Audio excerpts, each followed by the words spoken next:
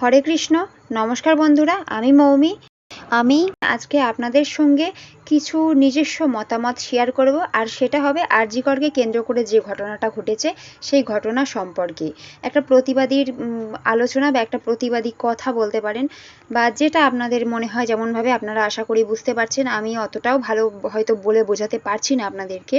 তো চলুন বেশি দেরি না করে আমরা আমাদের মতামতটা আপনাদের সঙ্গে শেয়ার করি।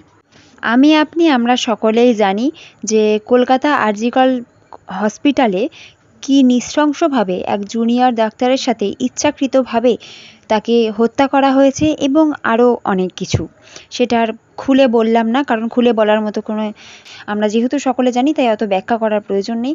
তবে একটা বক্তব্য, এই যে আমার অনেকগুলো আপত্তি আছে। প্রথম আপত্তি হচ্ছে, ওই বোনটার মুখটা দেখিয়ে কেন আমরা পয়সা ইনকাম করছি?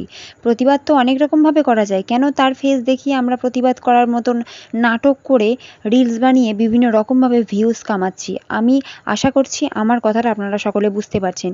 যারা এইভাবে রিলস বানাচ্ছে তাদেরকে বারণ করুন, অথবা কমেন্টে গিয়ে একটু জানান যে আপনার ঘরের মেয়ে যদি এরকমভাবে খারাপ অবস্থায় পড়তো বা মৃতপ্রায় হয়ে যেত, তখন আপনিও কিভাবে তার মুখটা দিয়ে রিলস বানাতেন? তার বাবা মার কি প্রতিক্রিয়া হচ্ছে? তার মেয়ের মুখটা এইভাবে ছড়িয়ে যাচ্ছে, এভাবে ভাইরাল হচ্ছে। ভাইরাল তো সে হয়ে গেছে, কিন্তু মুখটা কি সবাইকে না দেখালেই নয়? বলুন তো, আমার কথাটা কি ভুল আছে না ঠিক আছে?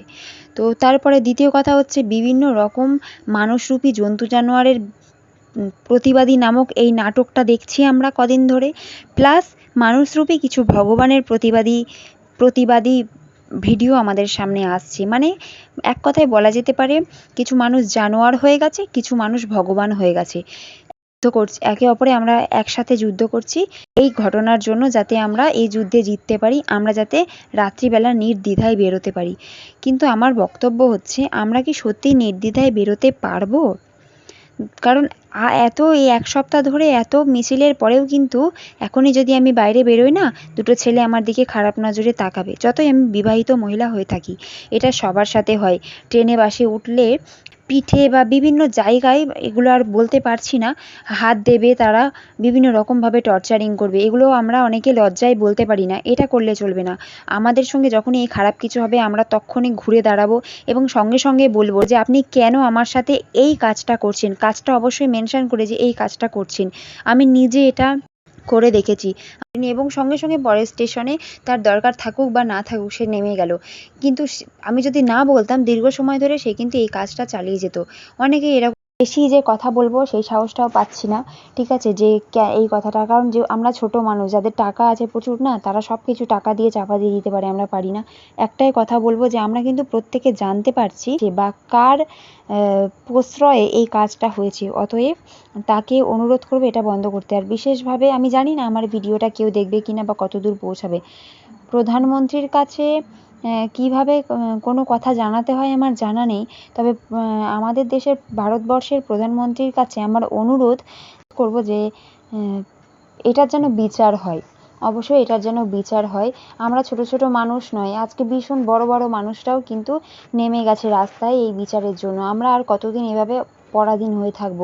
আমি ফেসবুকে একটা পোস্ট করেছিলাম, লিখে আপলোড দিয়েছিলাম যে যেখানে দেশের মেয়েরা স্বাধীন না, সেখানে স্বাধীনতা দিবস পালন করাটা আমি মনে করি লোক দেখানো মাত্র।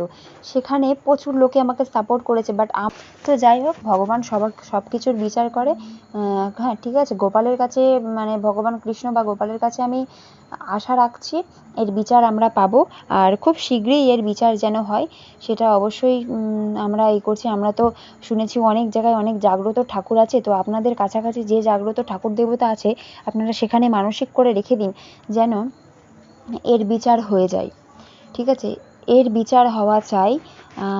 এরকমভাবে এত বাজেভাবে আমাদের বাড়ির বাচ্চারা যদি আমাদের একবার কামড়ায়, আমাদের মানে গায়ে রক্তটা জ্বলে যায়, তবু সে বাচ্চা বলে আমরা কিছু বলতে পারি না। কিন্তু আপনাদের মানে একটা মানুষের দেহে 113টা, তাই তো, 113টা কামড়, সে কতটা জ্বালা যন্ত্রণা পেয়েছে। বাকি কিছু বললামই না, কারণ আমি যেহেতু মা, আমার একটা বাচ্চা আছে ছোট, সে আমাকে কামড়ালে আমার কতটা যন্ত্রণা হয়, কষ্ট হয়।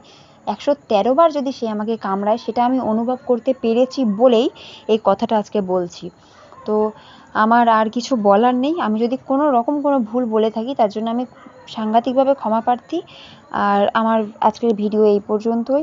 আশা করছি আপনারা আমাকে সাপোর্ট করেন অথবা না করেন, সত্যটাকে সাপোর্ট করবেন। আর এই ভিডিওটা যদি কারোর একটুও ভালো লেগে থাকে আশা করব শেয়ার করবেন।